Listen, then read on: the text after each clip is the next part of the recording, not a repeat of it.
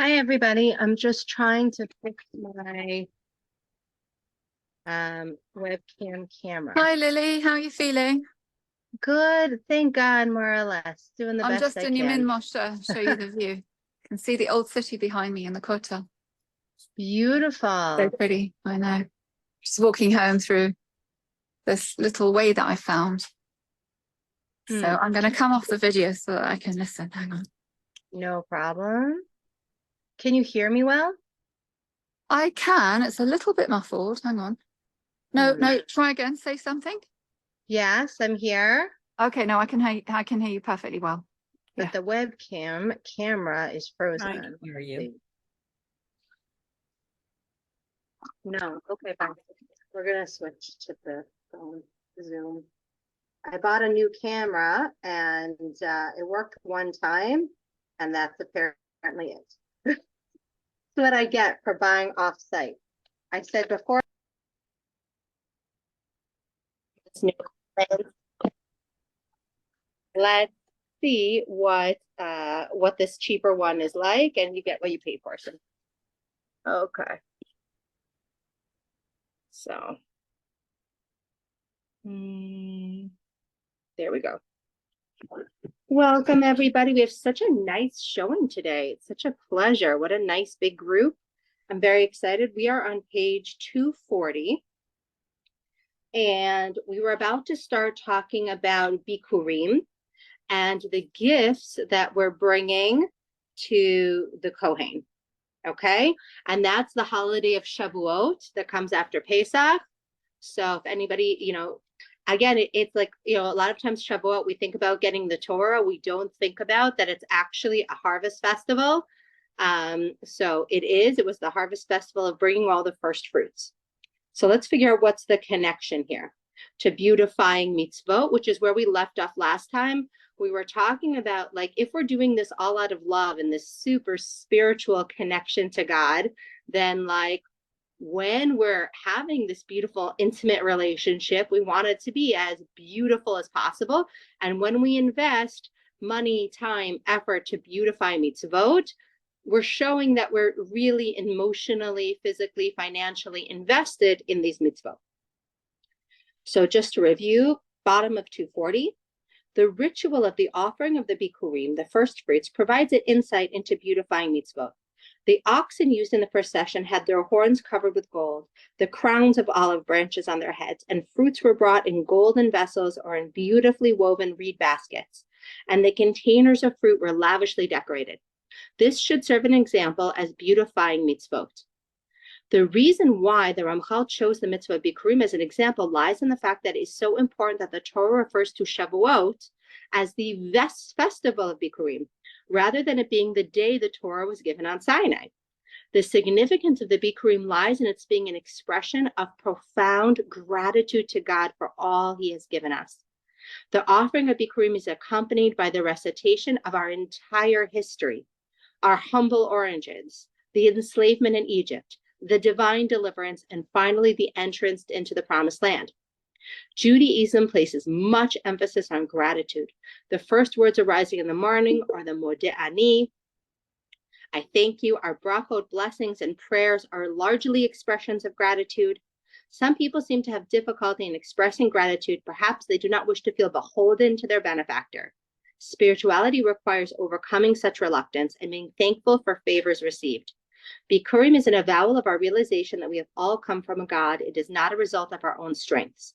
It follows that a person who has trust in God and recognizes him as the provider is sincerely grateful for all that God has given him, will be the one whose appreciation will result in his wishing to beautify his performance of mitzvot and they express his devotion and gratitude toward God by fulfilling the mitzvot in the most attractive manner. So just to summarize this, I want to point out one of the biggest learnings that we have from the Shara Bitachon here is that our reliance on Hashem has nothing to do with our worthiness and how good we are at the performance of mitzvot, or even how much we beautify it doesn't entitle us to a better life. It all started with our reliance on God And independent of how much we deserve it, his complete, unlimited giving to us. Because if we enter the relationship saying, only give me what I deserve, then we're already in debt. Right? You don't look at your newborn baby and be like, what are you going to do for me, sweetheart? You know, I mean, we all know there are people who are sick in the head who live their whole life just to turn their kid into a billionaire so they'll take care of them. But that's not how most of us look at our children, right? We don't look at our children and say, what am I going to get out of you at that newborn baby? I just invested 9 months in you. No, we just have an unlimited well, right, of love that we want to bestow on this baby when we're healthy, right? If we're in a healthy place.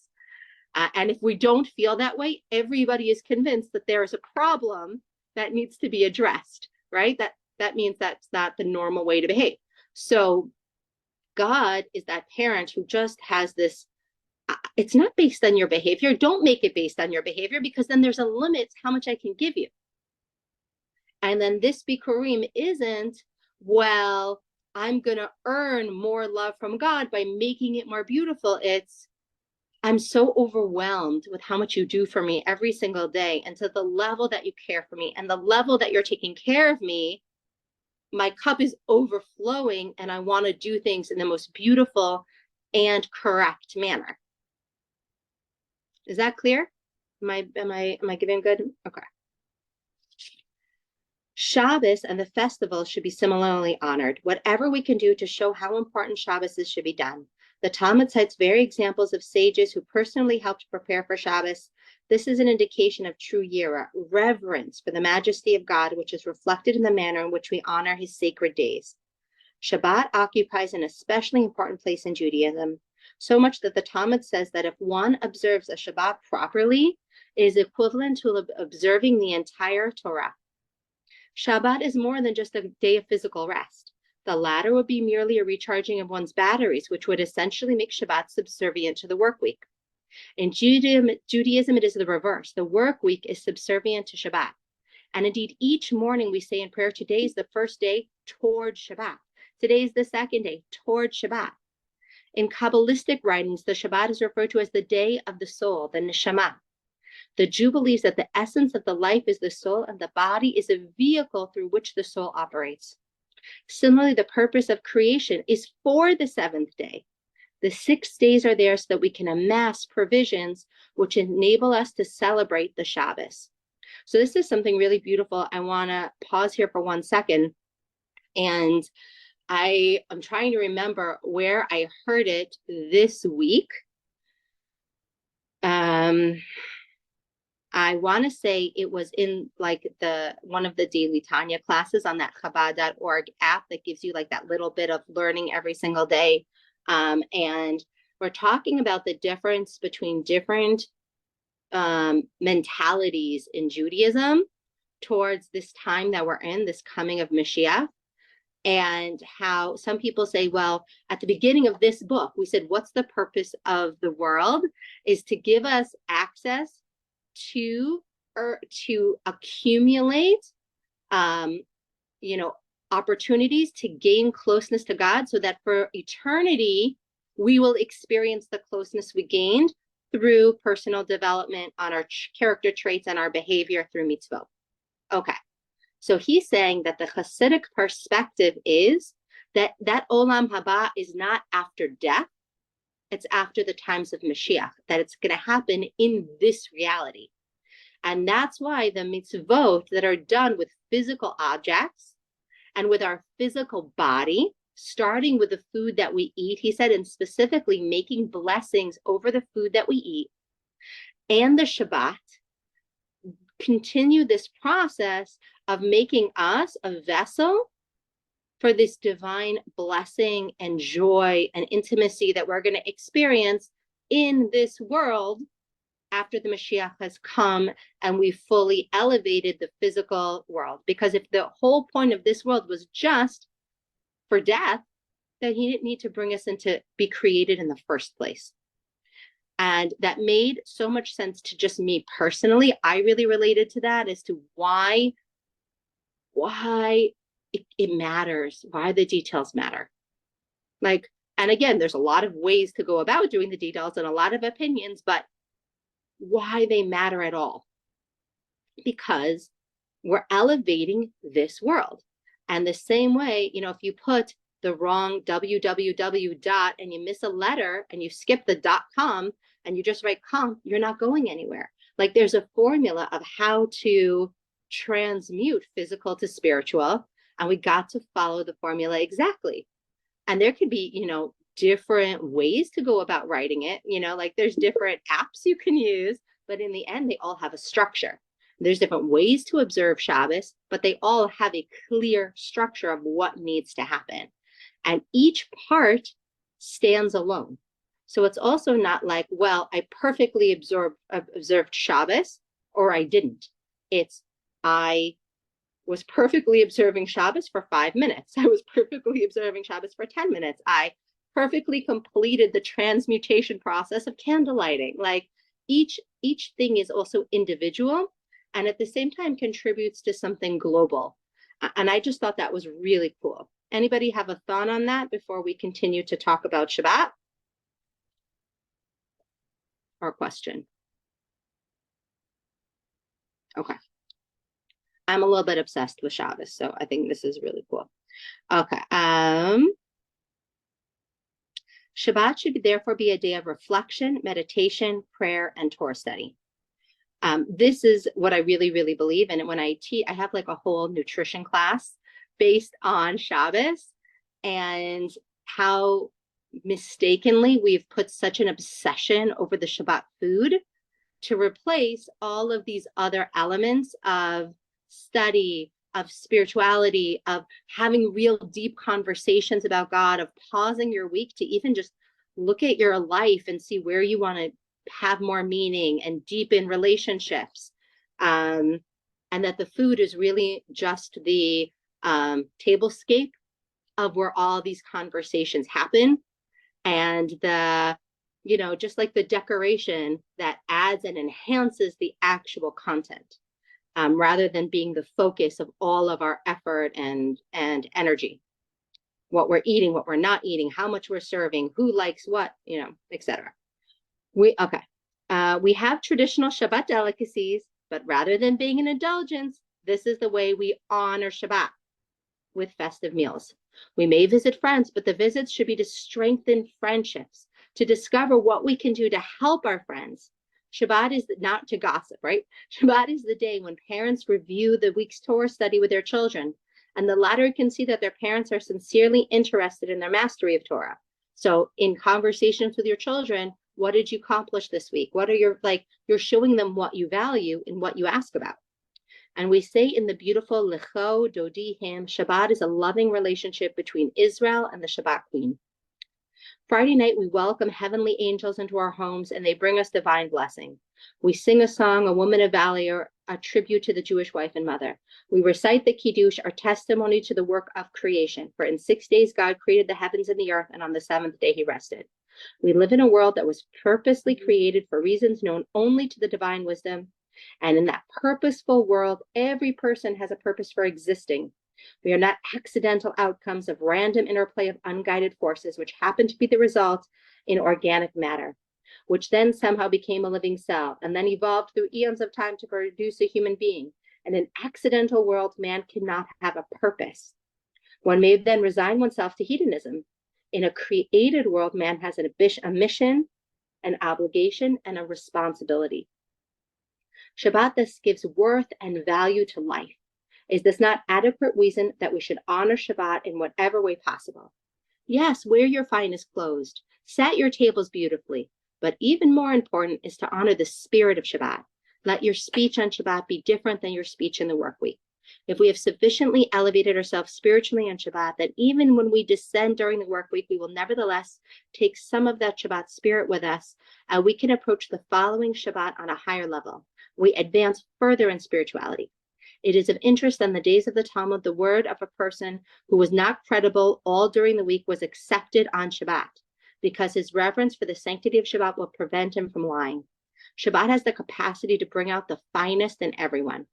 The Talmud quotes God as saying, I have a special gift for Israel in my treasure house, and its name is Shabbat.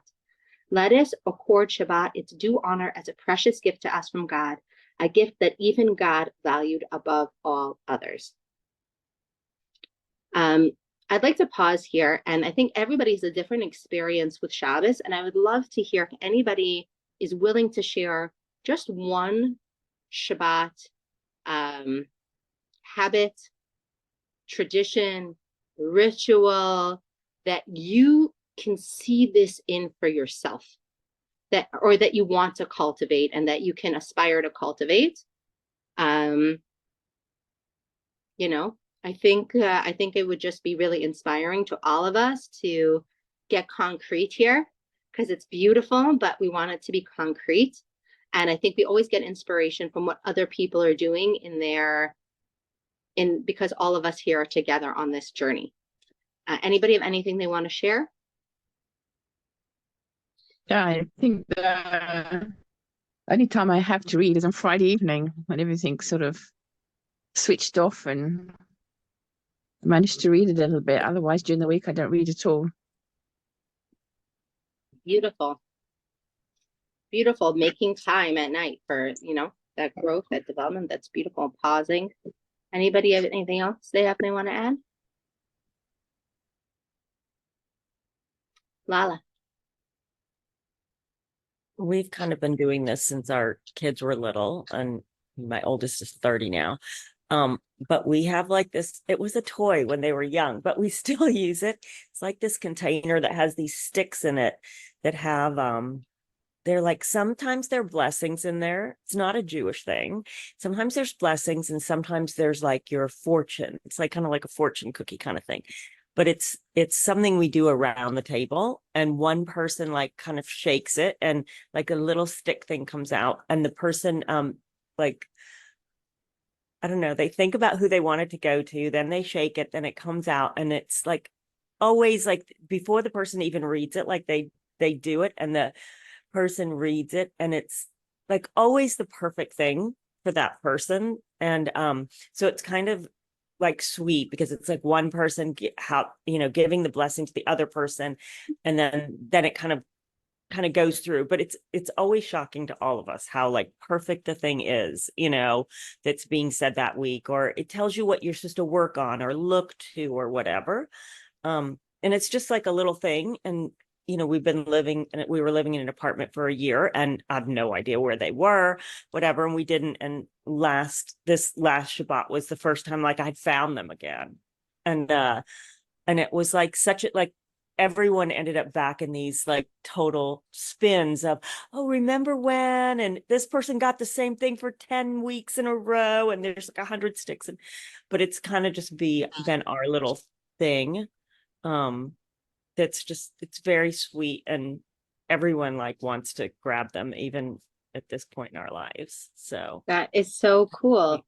Yeah, I don't even know where they're from or what they are, but that's amazing. I love it. And that's exactly, what it's talking about here is making that time to make these rituals that are about deepening relationships, about investing in each other, about investing. And then years later, you have all these memories. I do something. I have Gabby Bernstein and Elise Joan and another set of like 3 different sets of affirmation cards. Okay. And Shabbos morning, I say brachot, and then I set them out in the 10 sfirot randomly, like what the cards are going to be. And they're from her super attractor deck. So they're very spiritual. And she says universe and I say God, but I set them out. And they're beautiful I am statements, and statements about manifestation and God and abundance and gratitude and fear and love. And then I think about, and I set them out in the order of the 10 sfirot.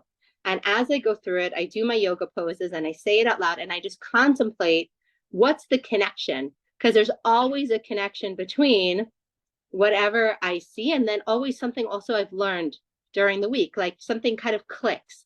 Everything that I really do try to learn every single day, something, whether it's I learn for Shar Bitachon with my husband, or I learn the daily portion on the app, but it just kind of all kind of comes together. And I always feel like God's talking to me through the cards of like something about how my week was, and something else I'm processing, and something how my week will be. And when I do the exercise, it's like very gentle, but I feel it through my whole body. And it's a really cool experience. And it's something that I've done now for like since right before Corona. So already like 2020, 2019. So it's already been a lot of years. And like you said, I have this stack of memories of different cards that now are like a little extra meaningful, because I know when I see that card, like I'm gonna have a really good week, or like something new really good is gonna happen. And I think it's really cool what you're saying. And I think anything can be elevated. That's the whole point of food, like, or the tablescape or your clothes or any of that stuff. And we're just elevating them and giving them Shabbat spirit. Shulamit, did you have something you wanted to add? No, I just really liked your share, and I love affirmation cards. One of my intentions during Corona was to make my own ones, and I haven't done it, so it's reminding me. I actually have a set I'm in the middle of making. I have all the text and I have the design of the card. Beautiful. And now I'm just putting them together in Canva slowly when I have extra time. Yeah. Yeah, you got. So I made a set of affirmation cards, but they're Tzukim from the Tehillim. It's not. So that's fine. And I might be able to play with that, but I love how you said you arrange it according to the Sefirot. Do you mean you did it like the shape of that? Yes, exactly. If you guys want, we could do a bonus class sometime. And I'll walk you through it. I love that. I'll walk you guys through what I do. Yeah. And I just studied. I've been taking on Mind Valley this Qigong course, and it was really cool. As well. I do it all the time. It's amazing. It's amazing. And so I integrate some of those movements because I have to do a lot of mobility. It's very similar. So it's really cool. Like everything you learn, like it just expands that practice, and I add stuff to it because it's just organic. It changes over time. And then so actually, now that you say that, I'll share like something I don't normally share with people, but I incorporate Qigong movements into my davening. Yes, really. Especially during the Amida, because when I bow, it's like you're picking up the energy, and I do it with my hands. I put the sitter down in front of me so I can see it. But I can't do it in shul, obviously, because people would think I'm a nutcase. But at home, I do it. It makes such a difference to my davening to coordinate the breathing and the hand movements to my davening, and it makes it. I even put. Have you ever read Aryeh Kaplan's book on Jewish meditation? No, because I do, but it's very masculine, and I'm very intuitive, so I don't need a prescription. And I'm not knocking what he does. Say that a lot of the things that he says about prayer are with the breath and exactly what you're saying, that's how it was originally designed. I'm pretty sure that that's the case, but I intuited it rather than reading in a book. I find I'm not very academic, and when I read books, it doesn't work for me. I'm very much, but wonderfully, I'm very privileged to have this honor. Rabbi Aryeh Kaplan and I share grandchildren. Wow. Because my daughter's married to his grandson. That's incredible. That's kind of cool. I just think maybe the meditation vibe was there. Yes. Who knows? I don't know. That's very cool. But I do tapping as well. I tap all the brachot into my, like Hashona Sana Sechvivina. I tap here for the brain, for the Poker Ivrim, and Mafanech Nela. You know, I put it into my consciousness in the beginning of the day. And it's like, wow, it's beautiful. I love it. You're really turning your body into a vessel. Yeah. For these blessings that you want. And I think that's why women are so cool. Like, we're so creative. Once you think outside the box, like, and you take these. It just came naturally. It just came naturally. When I learned tapping, I thought, well, I'm going to tap the brachot. It just came naturally. I'm sure all of us, like you with your Sefira chart and the affirmation cards, I love it. Came naturally to you. It came flowing out of you. You didn't have to read in a book. It was just like 100%. It flowed out of you like a fountain. Exactly. So I love that. It changes. Yeah. It changes. I also, like, when my kids were little, I don't know if this is something that everybody does, but I saw it somewhere and I really liked it, so I'll share in case anyone else likes to. That after we made Kiddush and sat down for the meal, we went around the table and we all had to do an appreciation. So the kids had to think of something they appreciate, either about each other or about me or during the week or something that happened. And it lifted the mood of the table instead of just going straight into the food. Yeah. I'll share I missed something that. though, Yeah. a little bit vulnerable. I'll tell you, we've had a few weeks this past month of like really hard conversations at my Shabbat table where like, you know, people have been really vulnerable and like this sibling, like it's really bothering me. This thing is really hard. And like, I don't like the way this is going. And I don't like the way this thing is happening. And, you know, my husband and I were talking like, do we think this is good or we think this is like not so good?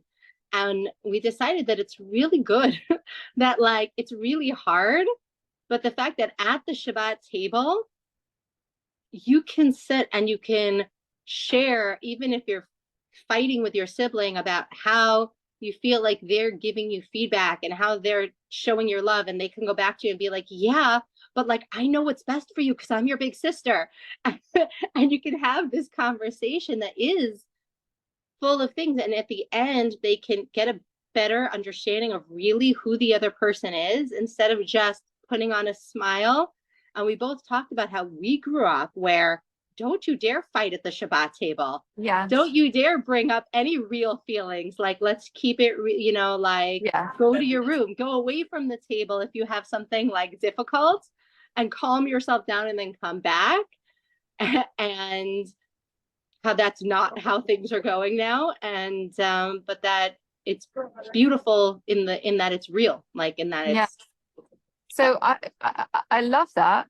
And at the same time, a puzzle has come into me that I'm wondering, I'm going to throw it out there for you guys, yeah. especially for you, because you're a coach as well. I love the authenticity of a vulnerable share. And I think, yes, we were never allowed to do that. It's so important to be truthful and speak your truth. I'm all about that. And at the same time, when I have a client, there's two methods that I have, and they're both equally good, but I'm never sure which way to go sometimes. So one of them is I just let them talk at the beginning. And when they start talking, their mind starts to loop and get all negative and get into the problem. Then I sort of, after 5 minutes, I say, okay, that's enough. I get the sense of it. And then I start going into coaching. The other way, which is like the way that I did with the authenticity, with the sharing at the table of an appreciation, is that we start off just by grounding, no talking. We start the breath. We tune into anything that the body is feeling. And then by the time they finish that in 5 minutes, they don't really know that they have a problem. So in the same way, I found that when we started our table with a share of appreciation, they forgot all the, you borrowed my book and never gave it back things. Do you know what I mean? Right. So, but which is that, I don't know, because they also need to be able to say that you borrowed my book and never gave it back. That thing's still there, but somehow the feeling shifted. I think it's both, right? It's Isn't both. it both? It's Yeah. like depends on the day and the week and the like. Yeah. It's not like every Shabbat meal has been this overwhelming thing, but like there's been like stuff brewing under the surface. Yeah. And like the fact that it could come out and that it could come out and it ended well. Like, you know, I think if you're grounded, then you can let the feelings flow through you. And Yeah. also I think I learned a lot, I know, from these things, even though it was sometimes hard, like because one of the kids said at the end, like, yeah, but we didn't come up with a solution. I'm like, sometimes there is no solution. Like, you think you're loving on her by what you're doing, and she's telling you that she doesn't think that's you know, working for her. Yeah. That's what we got out of this conversation, you know, About that we loving what both is. love each other deeply. Yeah. And you know, you have Yeah. different ways of expressing it, and you Yeah. both got to see the other person's coming from a place of love, and you might want to tweak your approach, and she might want to keep seeing, even when you drive her crazy, that like, you know, this is where it's Yeah. coming from. And that's what it is. Like sometimes there is no solution.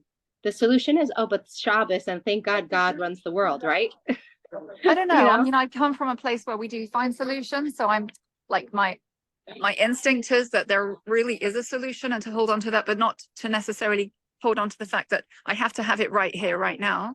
But Are you kidding me? Of say course, that- I thought I can think that there are solutions, but I can't make two teenage girls do anything. you've got to No love matter what I teenagers. think the solution is.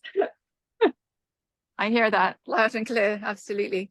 My teenagers are now 20-year-old and 30-year-old teenagers, but they're still teenagers. Mm-hmm. Okay, well, thank you for that. I Yeah. like that. And yeah, I do. I like it's. Oh, we're losing you.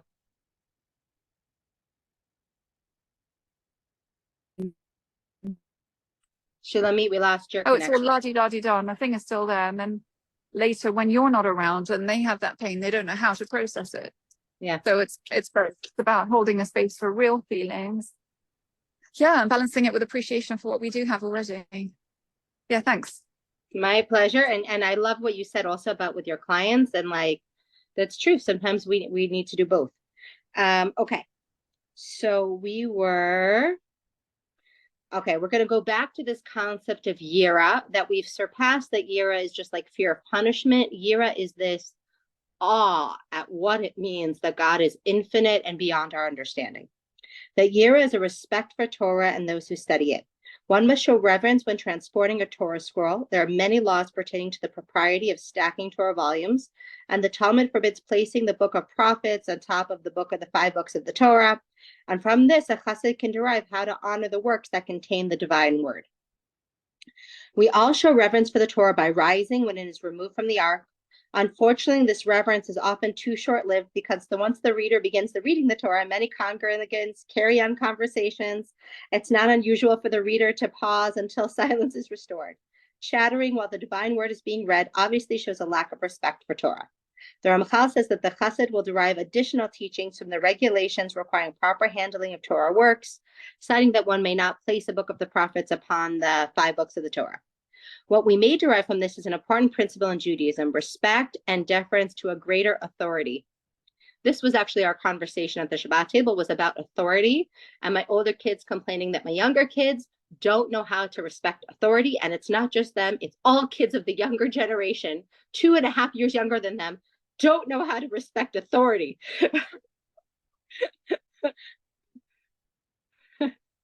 Lala, did you have something to add to that? Without no.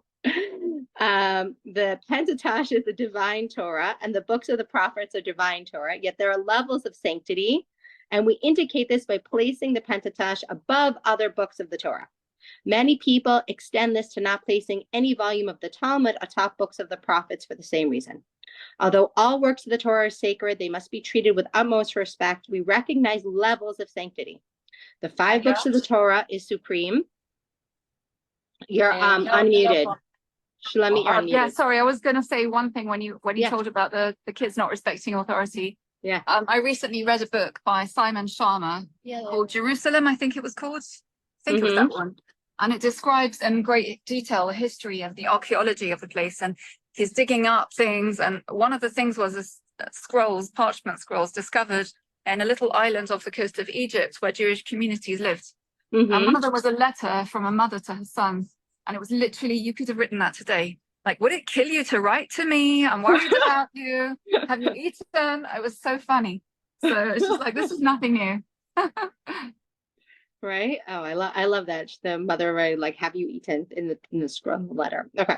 The Pentateuch is supreme. No prophet, even the divine revelation, can alter a single word of it. That's the original 5 books, right? That's the Torah portion we read weekly. Now, can the sages of the Talmud go against the word of the prophets? Nope. This principle has been extended throughout the ages, so that after the completion of the Talmud, no Torah scholar may interpret a halacha in disagreement with the Talmud. Furthermore, the scholars of later area may not dispute halachic positions of earlier scholars, although they may favor one over the other.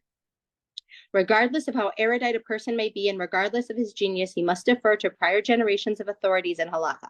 And this is the opposite of how we handle modernity and science, right? Where we're constantly innovating and whatever is new is best. Judaism has this innate respect that the Torah was created before the world. So everything goes backwards instead of just forwards. Instead of thinking that the newest is always the best. Okay.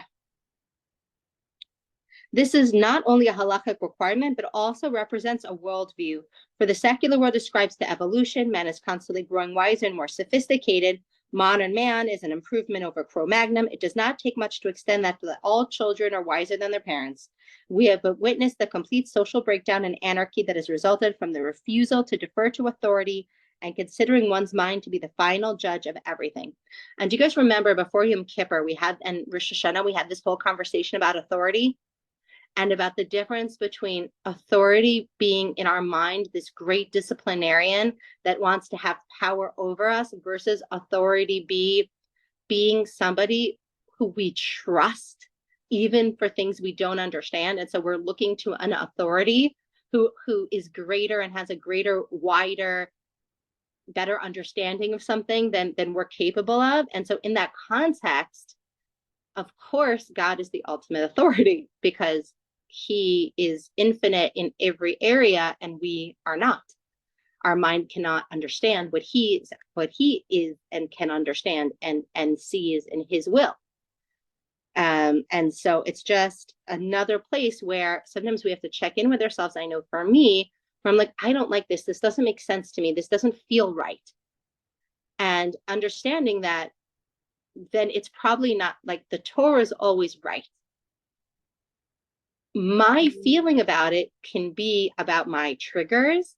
It can be about my generation. It can be about something about the personality or the language, something was given over. But deeper and below that, there's a truth. And recognizing the difference between, if you've ever had a negative interaction with another Jew, right? Jews aren't Judaism and rabbis aren't Torah. And sometimes we have these amazing positive relationships that inspire us to give ourselves over to greater authority. But sometimes we have very negative interactions that leave us feeling, I don't know if I quite trust this person who looks like they're in authority. And remembering that the ultimate and only authority is really God. And to look beyond that, those individual positive and negative interactions. Okay. When one sees a Torah volume lying on top a Chumash and removes it, the Pentateuch, the original 5 books, one is making a statement of deference to a greater authority. Each ensuing generation is a bit farther from those who witnessed the revelation at Sinai. True, we may have computers and mind-boggling scientific advances, but these have not given us greater wisdom. We certainly can get from one place to another faster than our ancestors did, but their destinations in life were superior to ours. Reverence for Torah shown by recognizing the levels of sanctity should remind us of the fact that the understanding of the Torah which previous generations had is beyond our reach. We can only build on their work, not dismantle it. In regard respecting Torah scholars, the scripture says, rise be up before the elderly and honor the face of the learned. This serves as the premise for the chassid to give honor to Torah scholars in whatever way possible, since we know this to be the divine will. One who wishes to please God will extend himself to do what is proper before him. We see this is very difficult today in our generation. This is very difficult because very often we feel so many divides in our communities, in our ways of life, in our worldviews, that we have a very hard time saying, when I'm standing up for you, I'm not standing up for you as an individual. I'm standing up for God's authority. And I'm not saying that you have that authority. I'm saying that you are learned in that authority. And it's a very hard thing, I think, in this generation to feel that. So let's discuss what this rabbi says, right? Rabbi Twersky. Let me share a personal experience with you. Well, I've attended yeshiva and I do have smicha, the ordination of the rabbi, and I did even hold a pulpit for a number of years. Most of my professional life has been spent as a psychiatrist. I have an MD after my name, and some people seem to think that a Hasidic rabbi who is also a psychiatrist is rather unusual, a phenomenon worth looking at. I believe that is why I'm often invited to address various groups and events. Many of these invitations are from Torah institutions and synagogues, and the audience is comprised of people who have some relationship to Torah, if only as a financial support of the institution. I can assure you that this is not out of modesty or humility, but there are many Torah scholars who far, far surpass me in their knowledge of Torah. Many have excellent knowledge of the writings of the Musar and Chassidut, and if I was being sought was Torah insights, they would be called on as speakers more often than I. I strongly suspect that my attraction as a draw is related to the MD after my name rather than to the rabbi before it. I believe that some people have greater respect for those who have achieved secular knowledge than those who have Torah knowledge, and this is a serious misconception.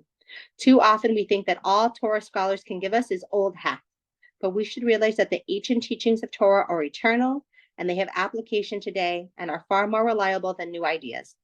When a Torah scholar speaks and the auditorium is filled to capacity, that is when the Torah is being honored. We also honor those who study Torah when we are generous in our support of institutions of Torah learning, and it is regrettable that teachers of Torah are at the bottom of the ladder in terms of salary. Underpaying teachers of Torah is not honoring Torah properly. We could say that a teachers or anything. But I'm curious how everybody feels about this. Is this something that's easy and obvious for everyone to swallow? Or do people feel some conflict on this?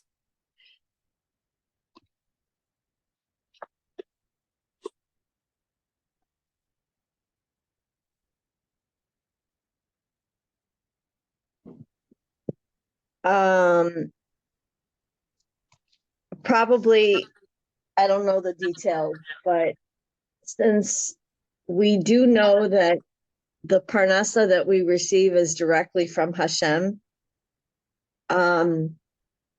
whatever a person is getting is the right amount. Mm-hmm. But in general, no. Teachers, rabbis, they don't get enough money. And it's chaval. It's very much chaval. And it's the type of person who wants to be a rabbi or wants to be a teacher is also probably the type of person who's like not focused on money, and that makes it difficult for them. I know this from my own son, who's in college, to be, what of all things, a high school English teacher. Okay. So all along, my other kids and I have been telling him, another way you can also make money while you're being a teacher is, just so that he knows that he doesn't have to be a pauper and a teacher at the same time. Mm-hmm. I don't know. Just an FYI. I just wanted to say hi because I was getting ready in the morning. How are you feeling? Much better. Thank you. Baruch Hashem. Excellent. Yeah. And I think it's a good point. I think definitely it's across the board that all teachers are underpaid. And I think Torah teachers also, and, sometimes we look at supporting Torah scholars and you'll hear it said, come on, guys, we live in 2024, almost 2025. Right. What are they contributing? What are they doing that's productive for the state of Israel? What are they doing for our community? Whether or not they're doing outreach, is there value in somebody sitting and learning? This is one of the big questions of our time that people honestly struggle with. And so to ignore it and say, sure, because the book says, okay, is what the book says. And I think it does come from, like you said, that bitachon piece of, I'm an agent with my money for God. And so if God says, hey, I want you to care for the sick, and I have more than I need to make sure that I'm giving to that thing. If God says, respect Torah and make sure that there are always people studying it and sharing it and doing it, we have to respect that. Where that line is, it's so hard. Like you said, when you think of individuals, and we get so judgy. Right? It's a very emotional thing. And yet he's saying it's so clear, the same way you wouldn't take a math book and put it on top of a Torah book, right? Inherently, we feel reverence for the book, right? But he's saying, I see, no one would put my book of medicine, the DSMR, on top of the Chumash, but they invite me and pay me to speak more money because of the MD after my name than the person who doesn't have that. Mm-hmm. Mm-hmm. I think we can all relate to it. I'm being honest, and I'm putting it out there for all of us, myself included, because these are conversations that come up in our communities all the time. But they're not working enough. They're not doing enough with what they're learning. All of these judgments we're making about each other, just bringing it up, putting it out there. Okay. No, you're right. I mean, I don't really shine the light on it too much because really I don't want to like address it, but you're 100%, you're absolutely right. Because I do have a judgment about it. I do have, I know, and I go back and forth. I have a nephew who's a diehard, I know he's very upset. And I've heard him talk about, the Chayalim who don't, or the Israelis, the Bikurim that don't serve in the IDF, and he's very passionate about it. And on the other side, well, I get it, right? I get why they don't. But on the other hand, now after October 7th, I'm like, you know what? Everyone needs to pull their weight now. Even I need to pull my weight, which is why I went. Like I did something. I'm not a chayalet, but I went and did whatever I could. So I don't know. I don't know. I don't know. I don't have any easy answers here, but we have to ask these questions and we have to reflect because all of us are on this spiritual journey of Chassidut. And if Chassidut means we're having an intimate, real connection with God here. And we're saying, you're saying I have to really value Torah, like Torah. And I also have to value on an individual level where I'm supposed to be and what I'm supposed to be doing. And wow, this is like in real life, much harder than it sounds on paper. Yeah. Right. Shulamit. Yeah, such a good point. Thank you to all of you for sharing and for shining a light on that. I have come from a very judgy place. Firstly, because I always see, like, I don't personally always pay these things, but well, I don't pay these things because my ex-husband does, but like Rebbe fees, they're astronomical sometimes. And you compare them to people who have qualifications and you think, well, where's that money going? And so I get all judgy. And then there's the bit which is like to the side of that where the men get paid more than the women because he's a Rebbe and he's got children. And what about women with children? Hello, they're presuming that there's a husband there. So there's that. And then there's me judging Haredim for not serving in the army. Historically, I always have, and I always wanted my kids to serve, and they decided not to. And so I had that judgment there. And then when I hear you speaking, was it Stacey, I think, just shared, but to get curious about the story that people are not pulling their weight. Like, who am I to say that they're not pulling their weight? How do I know that their Torah that they're learning isn't exactly the same weight as any service that they're doing in the army? And then, so I have a friend who's in yeshiva now. Sorry, her son is in yeshiva now. And she was telling me about her son who's in yeshiva going on some kind of trip. And I had read that same day about the Rabbanim coming out and saying, if yeshiva boys are in yeshiva, they really need to be in yeshiva, not going on any trips. This is not the time to be going on trips. And I had to put sellotape over my mouth, quite literally. Well, not literally, but I really had to imagine myself putting duct tape over my mouth to not say, what on earth are you doing allowing him to go on a trip right now? Because, people his age are actually dying on the front lines. And then I thought to myself, what kind of story are you making up about this woman and this boy that you've never met? He may have mental health issues. He may need this trip. You don't know, So it's really, really, really about dropping the judgment. I think we're being asked to do that. I do personally. Yes. I think we've all had our views on each other and the judgment always reflects back on me. Anytime I judge someone else, he's not pulling his weight. Where am I not pulling my weight? Why am I seeing that in another person? And I honestly think that this is the truth, is that we're all being asked to stop judging each other as Jews, whatever we're doing, left, right, whatever, So that's my tuppence worth.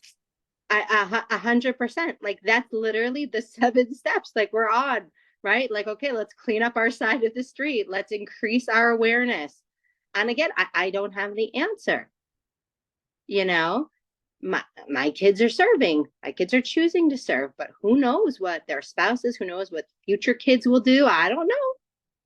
And I certainly, with my human brain, have no idea about the weights and measures of things, right? How much something weighs. It was such a beautiful, we don't know, because what we do know is that God said, you don't put a gun on a chumash either, right? Like, they wouldn't do that. They wouldn't put a gun on top of a chumash.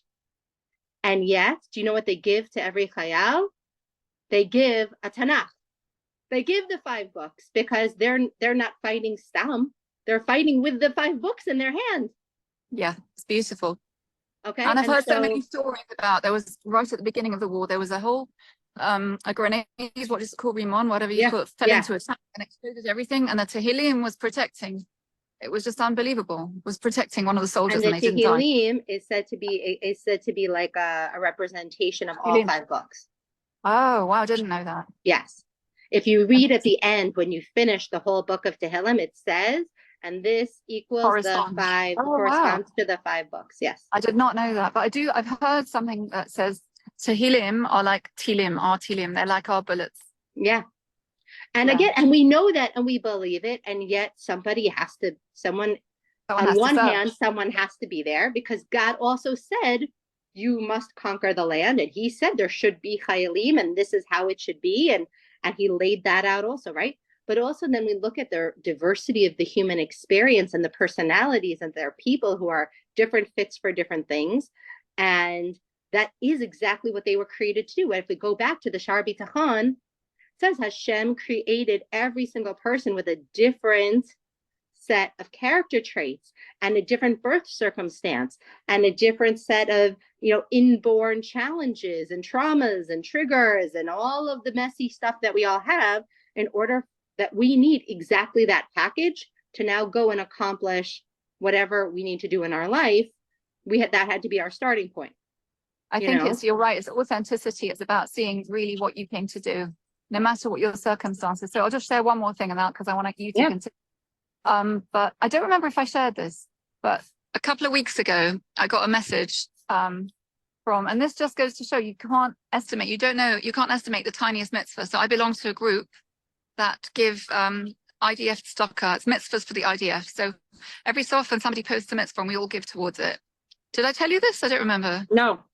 So I give what I can, $5, $18, something, and just now, 2 weeks ago, we got a message that we had raised money for a drone back then. Guess what drone we raised money for? The drone that helped find Sinwar. That drone raised all the money by Haredim, who weren't serving, okay? And from a very Hasidic family in New Square or something like that, in New Jersey, I don't know, lots of people contributed to it. Oh no, sorry, they're from New Jersey. But the head of the unit that found Sinwar was the grandson of the Satmar Rebbe. Now, the Satmar Rebbe is someone who didn't hold by Israel and only till Mashiach comes and don't even visit Israel. And his grandson decided that didn't sit with him right. He respected everyone around him, but he was different than his family, and he joined the army. He thought, everyone else is fighting, I need to fight as well. And he joined the army, and that's what happened. I'm just thinking that we have so many judgments about different ways of life, but if you're authentic, and you just do what you can, then you never know what good is going to happen. It could be the smallest thing. He never thought that that's where he'll end up. I never thought that's where my little bit of money ended up. But yay, do you know what I'm saying? Like, it's amazing. That's that Bitachon piece, that God is the orchestrator. He's the conductor. He's 100%. Making everything happen. And again, we have that human quality of judgment, which is why we're learning this, so that we keep questioning these judgments we're having about each other, and that it's the Torah that is so valuable, and the person learning it is a vessel, but also you lighting candles is a vessel, and you doing your tapping is making yourself a vessel, and those things. And it's not, it can be just spiritual and I have to not be connected to the laws. I need to be connected to the laws too, but it's wherever I am in my circumstances and where God put me, what is the next small thing I am doing? That's, Oh, one more thing, and then I'm sorry, really. But I was just thinking, there's 2 tribes, and they were called Yisachar and Zebulun. So Yisachar was the one that went out, that learned, and Zebulun had his ships that went to sea. And they had a partnership. Yisachar would learn on behalf of Zebulun. So if you think about the names themselves, Yisachar is made of Yesh Sachar. There is a reward. So it's like, don't think that you're just learning. There is a reward. It will materialize. So the learning actually accomplishes something. Yeah. I just thought of that. Yeah. That's beautiful. I love that. Okay. We are in our last 4 minutes. So actually, the next section is a good place for us to start next week. We're going to go back to love of God and we're going to talk about 3 different ways to develop our love of God. And I think this was a beautiful way to finish this idea of awe, of really how diverse and great and incredible God is, and how complex and everything is so complicated to us, and all of our judgments and all of our stories and all of our stuff. But to God, it's like a beautiful, clear tapestry that has no, that's, you know, like when you understand something so deeply, it has no more complexity, no matter how complex it is. To him, like everything is not complex. It's very clear and very obvious and beyond time, etc. So I hope this filled your cup this week, and you're going to take this into the coming week. I look forward to seeing you guys next Sunday. Bye. Mwah.